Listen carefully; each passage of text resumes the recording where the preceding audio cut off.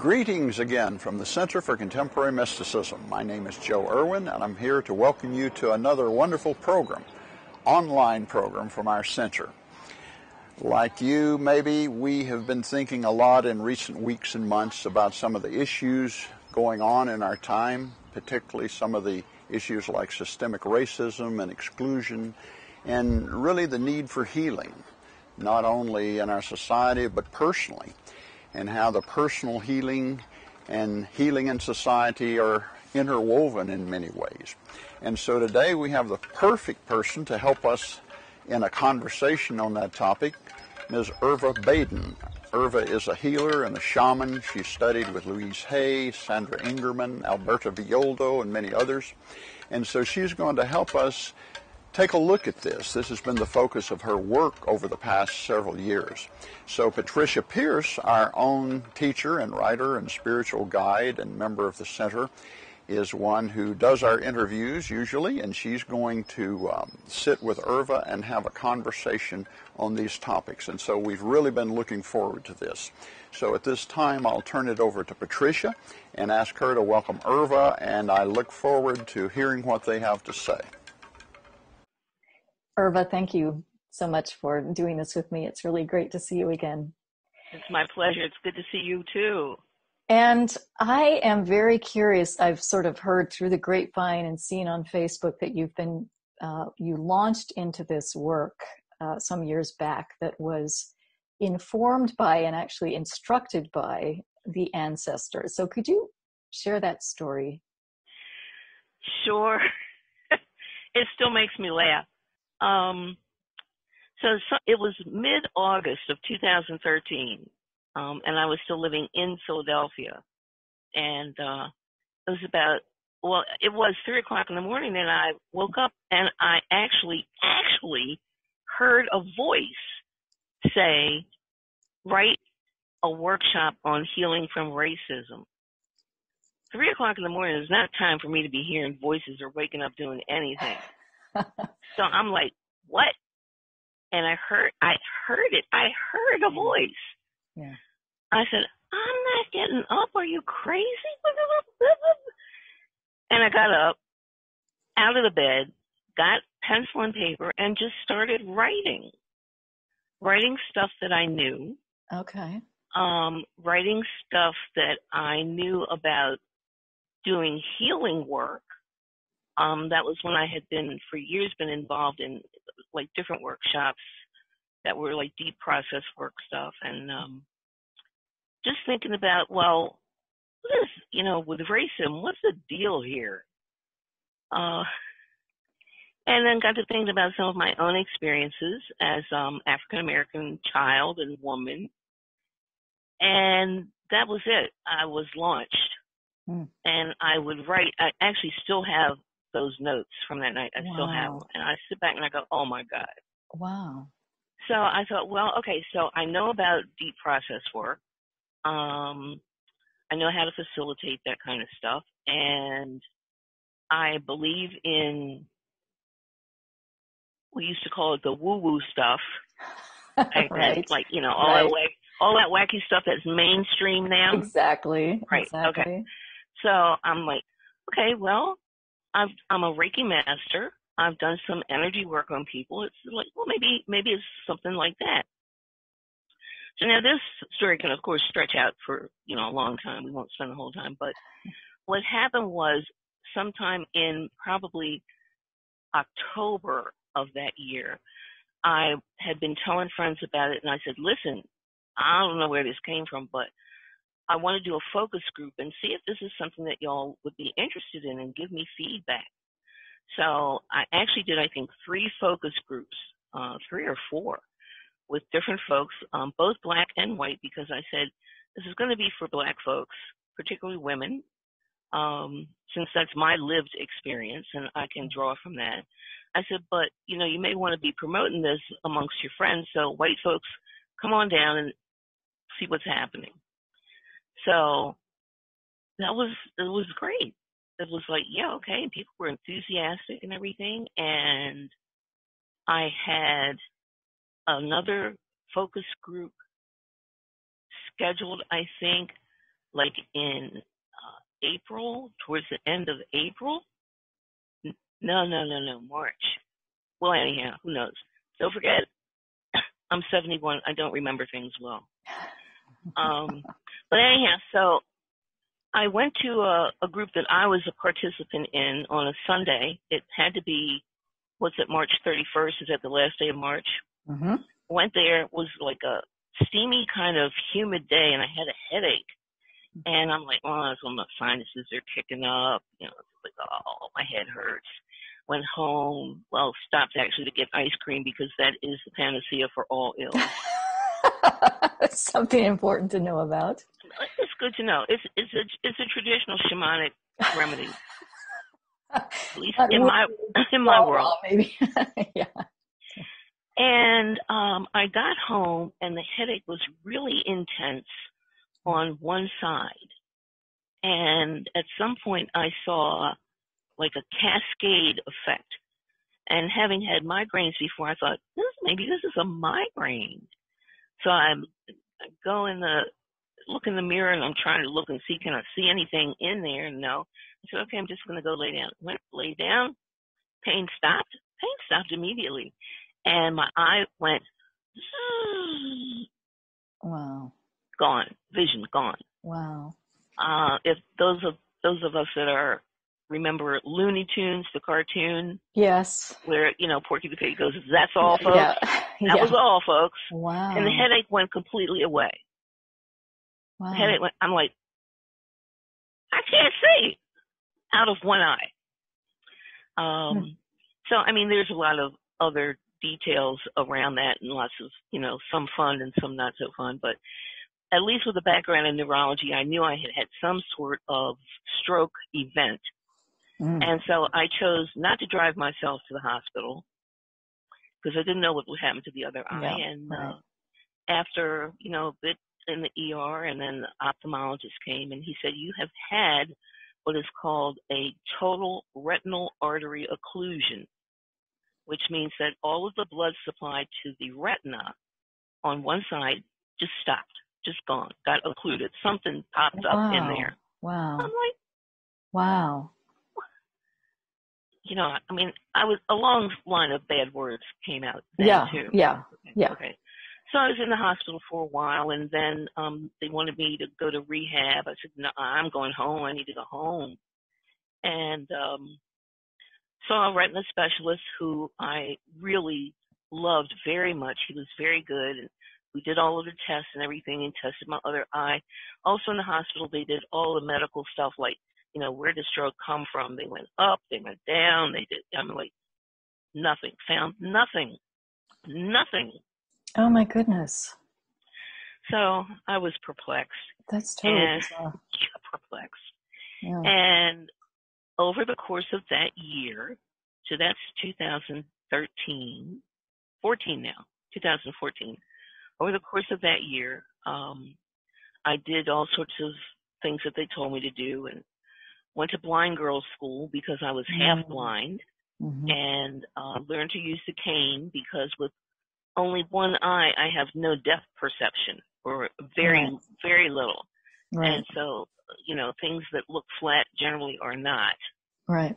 I find that out frequently on stuff. Yeah. And also had to learn to start pouring my tea over the sink into a cup, not just anywhere.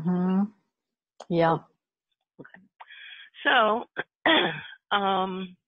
I had some really low times after that in August. That following August, I was very, very low. It was the lowest emotional point in my life. And that's another story. That's just another story. But a good friend, as I say, saved my life. When she said, I was trying to get her off the phone before she said, how are you doing? And she said that, and I just broke. And she said, I'm on my way. Wow. And that really did save me. It was around the time that Robin Williams had committed suicide. Oh, wow, yeah. And it was totally relevant to me. I understood why he did it. I understood it. And still, there was this thing that I had to do. Yeah. This thing about racism. And so as the months passed, I kept plodding along with it, and finally started even writing more and more, and gentrification happened in Philadelphia, oh so surprising, and I actually got evicted from my apartment, having paid the rent 2 days late. Oh, oh, It's like, wow, and wow, it was the best thing that happened. huh? I spent a week crying and asking people, did they know of apartments? Did they blah blah blah? And finally, a friend said, "Listen, I just saw this thing on Lansdowne's Facebook page. There's this woman that has a studio apartment." I said, "Studio? I got 2 bedrooms here." So I went, I called her. She said, "Yes, please come and look at it." And this was beginning of July. And I drove down City Avenue, drove down City Avenue crying the entire way, crying, and turned into the driveway, and I went, It's a large Victorian house. It's set back from the street. There are, as I'm looking out my window straight ahead, there are trees. There's another road down further. Darby Creek is not far away. Birds were singing. The sun was shining. And this little woman came over and said, "Can I help you out of the car?" Wow. And that, as if that wasn't, enough, she said, after I looked at the apartment, I'm like, where's the bedroom? She said, "It's a studio." So what you see is basically the studio, totally empty. I'm like, okay, but this is my home now. Yeah. And we took a look outside. There's out the window, there's a big white house, which is down a little bit. Elevation is different there, and it's down, and the road goes down. And she said, "I've got one thing to do." And I said, "Well, I'll just sit here in the yard for a minute." And she said, "Yeah." She said, "If you rent it, this yard is yours. Everybody else has a deck and a sun porch, but you get the backyard." I'm like, okay, good. I laid down on the ground, Patricia, I swear to God, I laid down, closed my eyes, and what came up in me, not a voice this time, but the knowing, a voice said, "Welcome home." Oh my gosh. That still gives me chills. Wow. It still gives me chills. Wow. What I learned in the ensuing months, that the house that I had been and still look at across the way was found to have an underground railroad station in it. No kidding. Well, of course it did. Yes. Yeah. And Wow. from the road down there up to this elevation, there's an ancient stone wall, really old stone wall, and steps that come directly to my place. Oh my goodness. I'm like, so Erva, you've had this sense of this whole thing of being guided, of absolutely. Absolutely. Yeah. Wow. So I want to give people an understanding of some of your background as a healer and some of the work that you've done that really prepared you to be able to receive this and experience this connection. I truly think that the first thing that's important to note is that it does come from my own and my family's experiences of racism. I grew up in the 50s in Baltimore. I was the first colored girl in the Catholic school when they integrated the schools. I caught hell. Wow. I caught hell from students, from some of the nuns, from other kids walking home from school. I caught hell. It was hell. And I'm here. I'm still here. And in my later years, I started looking into, I guess you might call it like metaphysics, all that, what we used to call metaphysical stuff, and all channeling and yada yada, all of that stuff. And then I started to learn about energy work, and I became a Reiki practitioner, and I'm a Reiki master, and all manner of energy applications. Just sort of, I just kept gobbling that stuff up. I loved it. It was amazing. I was convinced that there's, just because we don't see stuff with the eyes doesn't mean it's not there. I mean, we use cell phones. It's not connected to anything. Right. So there's There's right. something there. Television at this point, it comes through the air. Well, why not anything else? Yeah. So I have been involved in a group called Woman Within, which is an international organization that does deep process weekends for women across the country and around the world. I became a facilitator. I also became a facilitator and actually was one of the original 4 in another workshop called Shadow Work Seminars based on Jungian concepts. Mm-hmm. And that was like, that's fascinating. Yeah. That was just fascinating. Like that deep stuff is in there. We don't want to talk about it. We don't want to own it. And so plays into the whole racism stuff. Absolutely. I mean, we're talking about shadow work to a large degree, all this stuff. Yes, I think you got something there for sure. Well, and also I want to, so the energy work and the work that you've been doing with this workshop that you were instructed to do, and you started to develop it based on your own background and what you knew about in terms of this deep work. And then it sounds like, from my understanding, evolved into a lot of like trauma work and maybe epigenetic stuff. Absolutely. Yeah. And how that trauma gets lodged in our DNA, in our bodies. Yes. So can you share a little bit about how you moved into that and how it is that you work with that with people? Absolutely. I also studied shamanic work. Yes. And became trained in that and found that traditional shamanism, the shaman or practitioner, if you want, journeys for the person and generally either brings back or takes out inclusions or brings back a power animal or something and blows it into the person. I'm like, I don't think so. We are pretty disempowered here. And I saw a correlation between doing energy work and dialoguing with the participant that meant to me, or seemed to evolve for me into, well, I will journey with you. Let's go together and see what's in your internal world, And it was amazing. And the woman who was actually the originator of Woman Within at one point gave me a book called The Genie in Your Genes, which talked about epigenetics. And I was like, I like that. That's good. Yeah. And I became even more involved in trauma and trauma recovery. And it fit for me in terms of shamanic practice, but also the whole concept of energy that comes to us from external events and stays lodged in our bodies. Well, if that's not the study of epigenetics, I don't know what is. Yeah. For me, it fit perfectly, absolutely perfectly.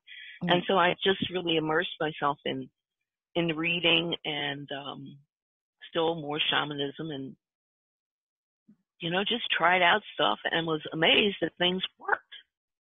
There are times when I have been in the midst of processing folks that I go, where did that come from? Because it's not coming from me. Yeah. And I finally actually had a great conversation with a friend this morning about finally had to own that, no, it doesn't come from me. It comes through me because I have taken on, accepted, if you will, being a conduit for that. Right. Now, there's another part of my logical brain says, you're talking about conduit for what? What are you, nuts? But it's true because it's true. And, there have been people like that throughout history. Yeah. Throughout history. So this is really, it's not new stuff. Exactly. It's not new. It's forgotten stuff. Yeah. And I guess my curiosity just keeps pushing me to learn more about it. And I do think of it as a soul contract. Yeah. Yeah. It's a soul contract. Yeah. I often say I would like to see that contract and read the fine print if you don't mind. You may not have read the fine print the first time. I may not have read the fine print the first time because, yeah, you just check that little box that we all check, right? I agree. I'm like, okay. Oh, no, and they take it away real quick. It's okay. Well, and so I am at 71 now. I'm making peace with. I signed it. What the heck? Yeah. Just keep going, and I do love the work. Yeah, I love the work. I had the first soul restoration workshop after I moved here to Lansdowne. I'm in Lansdowne. And in writing up the schedule for that, I asked the ancestors to come and inform me about the traumas that they experienced. And they did. That was amazing. It was amazing. It was crowded in here, let me tell you. Yeah. So the ancestors of the participants? My ancestors and sort of the cumulative ancestors of the Africans that were captured and enslaved here in the United States. Wow. Their trip from being hunted and captured, stored on ships like sardines. Right. The whole trip. I mean, it would take a good while to go through every incident. But there's trauma that occurred at every incident and repeatedly. Yeah. And that's just the first group that came. Right. Coming to the United States and being sold, separated from your families, separated from children, being sold and inspected like an animal, and then going to a plantation. It's a horrific story. It's absolutely horrific. Yeah. And I asked to be told. Yeah. Because that helps me to help others find the answer to where is this in your body? Yes. I have a question for you, Erva. When you're doing this and the ancestors are present and you are grokking in some way, you're seeing, yeah, you're right. You're getting the information about the trauma. Yes. Do you feel like the work that you do then is in a sense also like helping them heal? Or is it all like, so it's helping them heal and the present? So it's absolutely. Absolutely. It covers all time dimensions. Energy this is like goes where we are, back. like all time is all synchronous. Yes. Yeah. Absolutely. In one of the flyers that I have for the workshop, I say, come and do this work not only for yourself, help to heal yourself, help to heal the ancestors, and send the healing energy forward to the next generations so that we don't pass this on. Yeah. Epigenetics is truly passed on the DNA. Yeah. The biggest study that was ever done was the Jewish Holocaust survivors that studied not only the children, but grandchildren and great-grandchildren of those that have survived the Holocaust. The medical aspects of it are phenomenal. It's just amazing. It is stunning. It's stunning that those memories get lodged in the genetic code. It's amazing. It is amazing. And it says something about our bodies being actually storehouses for energy. Yes. Positive or negative. Yes. Erva, I want to share a story with you that I don't think I ever did, but I went on a trip that you led to England to visit prehistoric, the pre-Christian sacred sites there. Stonehenge, Avebury, these places. And you led this phenomenal trip that for me was just amazing. You gave us some assigned reading before we went, and one of the books that you assigned us to read was a book by Starhawk, and it might have been The Spiral Dance. I don't remember which one it was, but I hadn't finished it yet. So I'm on the I'm on the flight, British Airways, right? I'm up, I don't know how many tens of that, like 10,000 feet. I don't even know how high planes fly. Anyway, so I'm up there in the air on my British Airways flight reading Starhawk. It's a good space to be reading Starhawk, let me tell you. And And I start some chapter that has, the chapter heading, something about witches, something or other. I can't even remember now the title. But I'm partway through before I realize that I am very intentionally with my hand, I'm covering up the title of the chapter so that nobody around me can see what it is that I'm reading. And I noticed that I'm doing this, and I asked myself, what am I afraid of? And it just made me realize, oh my gosh, like that whole legacy of, the witch burnings, and I know at least one person in my family tree was burned at the stake for heresy, and how that stuff gets lodged in our cellular structure, and we continue to play it out. And so that one little glimmer, well, that one little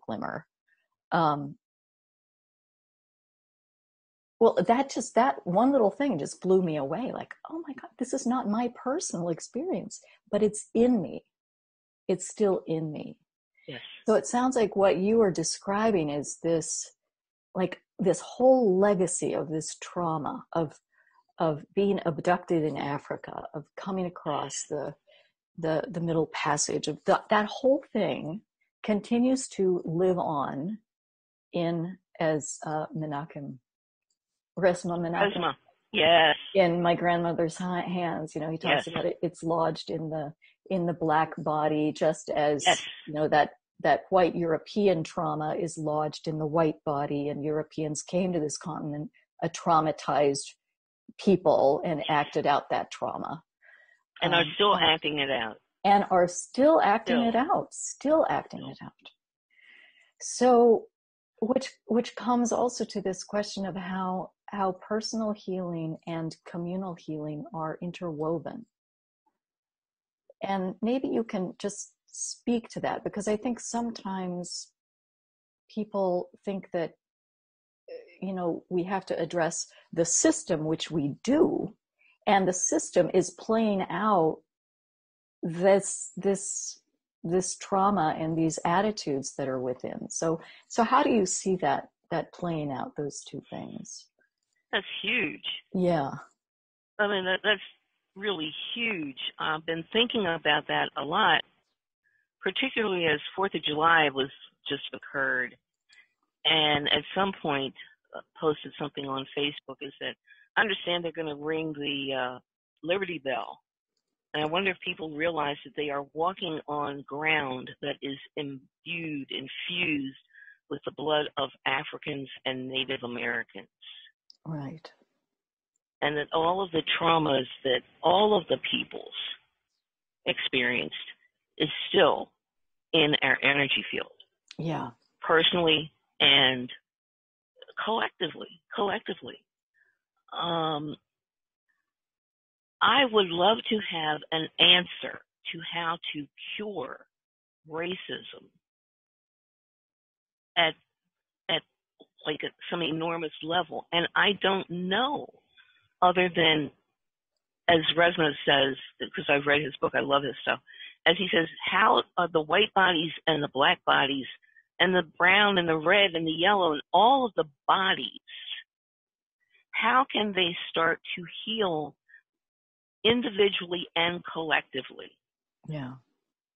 I hope that in some ways that's what this pandemic is calling us to. Yeah. To do the healing work that needs to happen, because we have screwed up the earth. And the earth is not happy with us right now. Right. And the earth is, what I say is, just like the human body creates antibodies to fight off an infection, the earth is a living organism. This may not be popular, but COVID-19 is the antibody. It's like, okay, y'all going to screw up the air, the water, the animals, each other, and the planet, the soil. I'm done. Y'all are out of here.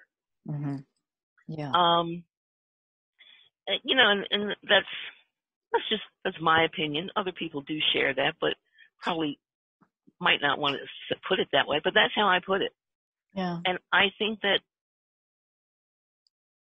the recognition of all of the things that have happened just on this soil, American soil, to African Americans, Native Americans, has to be dealt with, has to first be acknowledged and then dealt with in all groups, in all of the groups involved.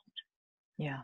I think that the anger that we see from all of the groups, I'll say black and white groups, Mm-hmm. I don't have much input into the Native American, communities, but I can only imagine.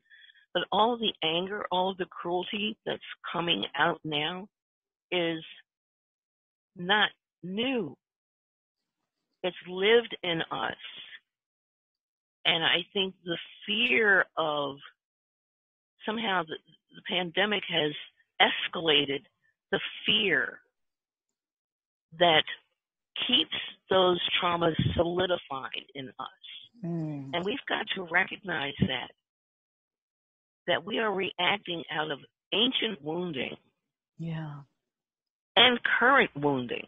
Absolutely current wounding. And that's the thing, that that traumatizing continues. The traumatic experience continues. Yes. So it's not even a matter of healing the trauma of racism in this moment. If the society is still racist, the trauma continues. Yes, absolutely. Absolutely. And I don't get it, I like to say. But I think the basis for it is some sort of fear of difference. Mm. Mm. Because someone looks different from me, I should fear them. Mm. But yeah, that's what it has come down to. And then over the centuries, that's been institutionalized. right. Well, those people, whatever, if they look different, they talk different, they dress different, whatever. Yes, there's something different, and different is not good. Right. Where'd that come from? I know. It's, this idea in the mind that then gets played out, acted out. I wanted to come back to what you said before about the energy stuff. In the aftermath of George Floyd's murder, and things just erupted. And I was joining with some other energy workers locally in synchronized meditation on behalf of the city. Mm-hmm. And I felt like when I was doing those meditations, oftentimes my awareness was being taken to certain places in this area. Mm-hmm. And one of the places that I was taken was Independence Hall. And it was just so apparent that that is the place where a compromise was made with the institution of slavery, and this whole thing became encoded in the legal structure. And I was given to see that left an energetic signature that now it is our generation's task to dissolve that energetic signature wherever it shows up, if that's in our own minds or if that's in the systems that we've created. The thing that interested me was that it's like an energetic signature that then manifests. And we could talk about the morphogenic field if we want to. One of my favorites, right? Go ahead. Yeah, but that, how energy signatures turn into form, that it begins in the field of energy and then it consolidates into form. You have a desk on your side over there. Yes. How did that come into being a solid thing? Someone thought, I'm going to make a desk. Yes. And that's, for me, it's as simple as that. It is the energy of thought. So if someone picks up on some, energy that's going by, and it's, free-floating energy, and it's like, then we do what we need to do to bring it into manifestation. Right. Everything is created from energy. Everything that you look at, that you see, the chairs that we sit on, the houses that we live in, everything was created from energy, and we solidified it. Mm-hmm. And we can break apart a desk. We can knock down a house. We can rebuild a house. We can create something new. Why can't we do that with racism? Yeah. Why? Yeah. I don't have the answer to that right now, but I think about that. What would it take to dismantle the fear that black bodies and white bodies have of each other? Yeah. That's a huge, huge job. We're talking, just from the personal level on up throughout all levels of our existence. And I'm talking about governmental, educational, religious, all manner of stuff. We're talking about dismantling those parts that just don't work and that are harming all of us. Yeah. So yes. why do I do what I do with people individually and in groups, and hoping that will move out. And it can't not move out, really, since everything's connected. That's true. So there's always, it's always more than just the immediate experience that you're offering to individuals. And what's it going to take for it to reach peak? Right. Whatever. What's the critical mass, maybe? Critical mass. Thank you. Yes. Yeah. Critical mass. Yeah. I think we're close. I feel that, and it just feels like this time is so ripe. I hope that we're close. Yeah, I know. People I really hope that we're close. I mean, the danger is getting your hopes up and then having them be dashed. But I tell you, Erva, I feel like it's really, things are shifting. I just feel that. And at least, in my white circles, I can just feel that there is a resolve that people have now. Like this, we're done with this. This cannot continue. And I really feel like America is in a healing crisis right now. And COVID is part of that. It's we can't move into the world that wants to emerge with all of this stuff. No. We can't. No. And we can't heal the earth. We can't allow the earth to heal, I should say. The earth can heal if we get out of the way.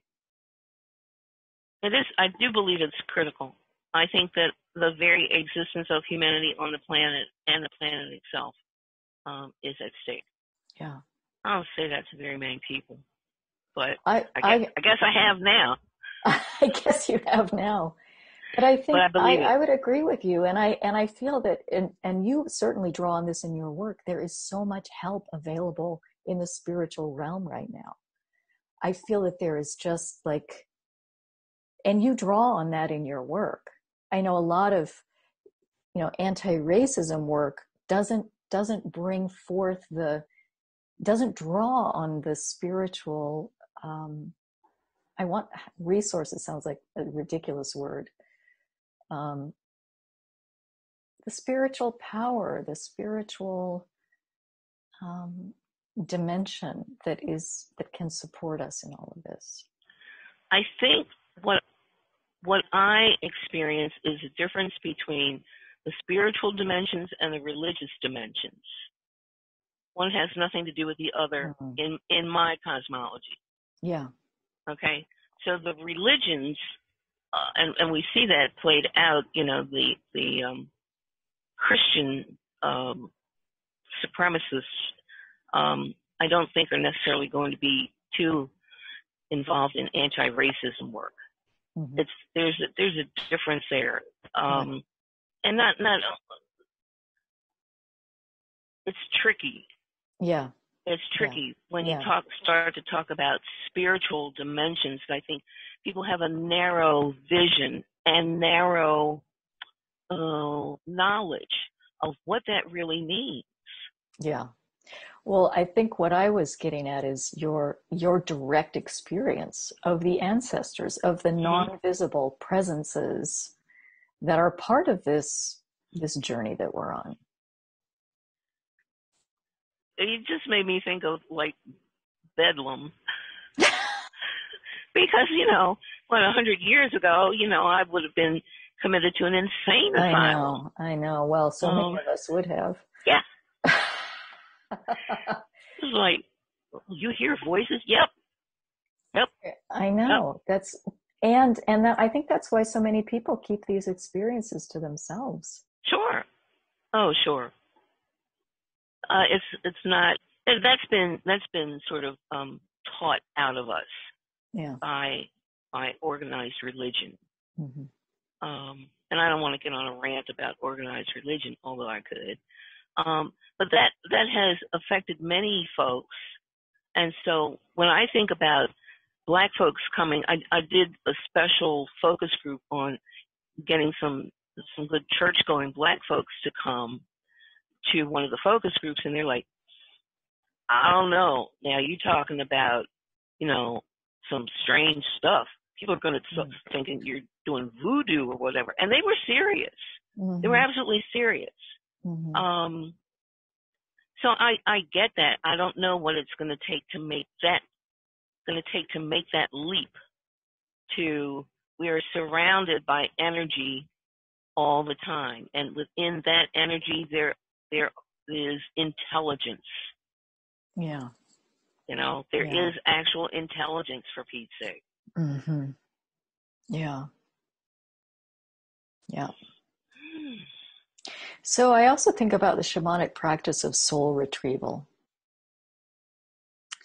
And I've been thinking a lot about what will it take for white people to heal from racism, from the racism that we carry.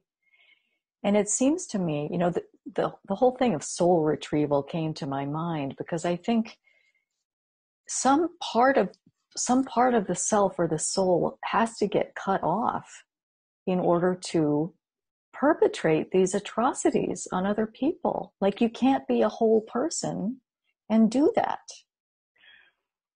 I'm smiling because I'm thinking of one of the quotes on my thing from a favorite book. It's a Jungian analyst named Donald Kalshed. We can look it up later, but the line that I use from that is that trauma fragments the soul. I saw that on the cover of the book. I grabbed it because it made complete sense to me. Yeah. We're not whole people. Trauma gets in and just screws with us on all levels. Right. And it screws with us on the soul level. Yeah. So many messages from just the trauma of all oppressions that say, you're not good enough, you're not worthy, you'll never be good enough. Right. And what does that do to a person's, call it spirit, call it soul, call it whatever you want to call it, but what does that do to my inner life, to my inner environment? Yeah. That no matter what, I'm not good enough for this group or that group, or I'm just inherently not good enough. I would refer people to some of Matthew Fox's work around that without going too deep into that. This could be another whole interview. I know. I feel like you and I could probably go on for a very, very, very long time. Yeah. So as you look at what's going on right now, Erva, things in the society, just in the last few months have heated up so much. And, I think I like to point out that COVID, if COVID were a word rather than an acronym, it would literally mean to see together, because co means with, and vid is the Latin word. That. Yeah, isn't that cool? Yes. So vid is the Latin word for to see. And so we're in this, and pandemic, I'm such a word geek. I love that. I love that. But speak more. Yeah. So pandemic literally means all people. Yes. So we are in this moment where all people are seeing something together. And I feel like we are seeing together the ways in which the world that we've created doesn't work, and it can't work. And we're seeing together all of the ways in which healing, we have to heal. We have to heal. Yes. If we want to have a future, we have to heal. Absolutely. And so it just seems like I'm so struck by the confluence of things that are happening right now in the world and in this country. It just seems like all of these, streams are coming together, and we are in this time of, it's turbulent, it's not a smooth ride. That's right. And I know it feels so ripe with possibility, though. It is. I know some like really far out there metaphysical folks, who are talking about that this is a portal. Mm-hmm. This is an energy / spiritual / metaphysical portal that the earth, the entire earth, which includes all creatures and things, is moving through to its next level of evolution. Mm-hmm. And when I got it chill. It's like, okay, give me a minute. Give me a minute, will you? Sometimes you got to just tell them, chill out for a second. Let me talk. You'll have your chance. Right. It's like, so now I lost my thought. But it is, if we are to evolve, even at the most basic levels of humanity in relationship to the planet, we've got to do something drastic. And I think this is the portal that they're talking about. This is the opportune time. This is the make or break moment. Yeah. Yeah. Yes. And I feel small. I feel small in my part of that. And as my friend said to me this morning, and you have a part, Erva. And I have to hold on to that. That's like a huge sort of responsibility, but I'm not the only one. Everyone on the planet has a part in this change, in this evolution. And we need to consider that we're not really just individuals walking around in their little skin suits. We're not. Yeah. We're so much more than that. Yeah. So do you have any, when you do this trauma work and even what you're saying now, like tuning in to what our role is, what is our soul contract? Do you have spiritual practices that you use or that you recommend people explore right now in terms of all of this kind of work? Eat ice cream. Seriously, people, ice cream is so good. It's so delicious. It'll put you in a mellow mood, and then they'll come and they'll say, okay, she's kind of sleepy now too, because the sugar. It's like, come on, let's go. People always ask, what spiritual practices do you have? None. All depends on the day, depends on the moon, depends on what I feel, what I'm guided to do. Yeah. Just like waking up at 3:00 in the morning in an August night, it's like, that wasn't my idea. Exactly. That wasn't your practice. My idea. That's okay? not your practice. Yeah. Okay? Do I meditate infrequently? Do I sit and sometimes when the weather's been less hot and humid, sit out and look in wonder around here at the blueness of the sky, the green growing things, birds singing. It's like, that's part of me. Energetically, I am part of all of that. Mm-hmm. Yes, I love people that meditate regularly and at certain times and use particular practices. And I've done some of that. And for me, it comes back to being. Taking the time to breathe and be.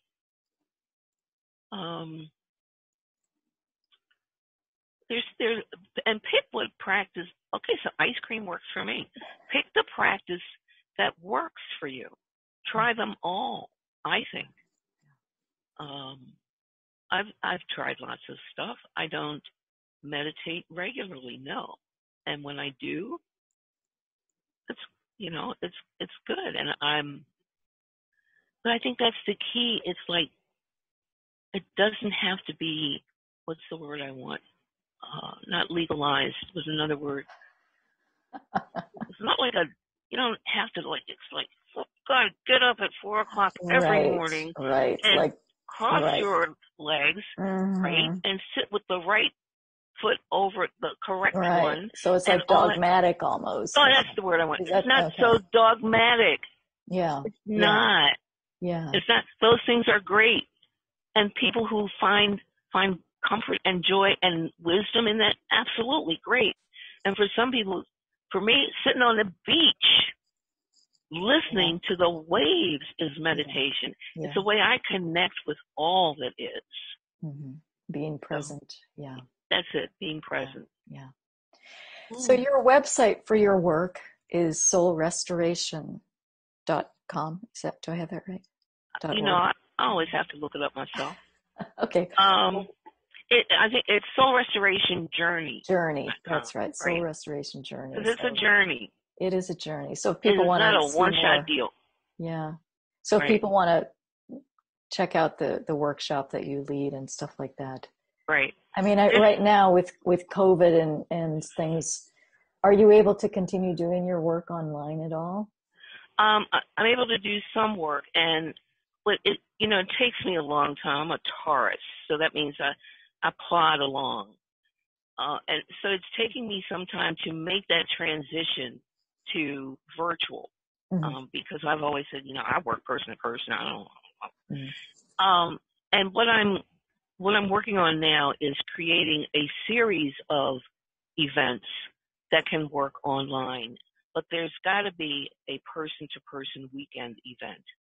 There has to be, because the container that gets built when people come together with a like-minded purpose and a desire to heal transcends, I think, what we can do online. Yeah. And that's what I really long for. I was very disappointed and also very understanding that we had to cancel one in March. There was a weekend workshop scheduled for March. Right now it's scheduled for May of 2021 at Pendle Hill. Okay. And I'm hoping that we can do that.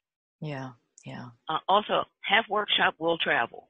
I will travel. Yeah. When we can travel. When we can. Yeah. I've done the workshop in Connecticut also. Okay. And I'll go. Great. Well, Erva, thank you so much for taking this time. It's been so great to talk to you. It's been great to talk to you. And blessings on all that you're doing. And I hope that we'll stay in touch. I love that. All right. Take care. Thank you so much. Okay. Be well. You too. Bye-bye. Bye. Thanks, Erva and Patricia, for that wonderful conversation. I think it is helping us with some guidance for the future. And we plan to have more programs on this topic coming up over the next several months. Topics on how our own personal journey of healing can maybe be a catalyst for the communities that we love and serve. So we want to thank everyone who's participating in this, and thank you for being a part of the Center and our Center family.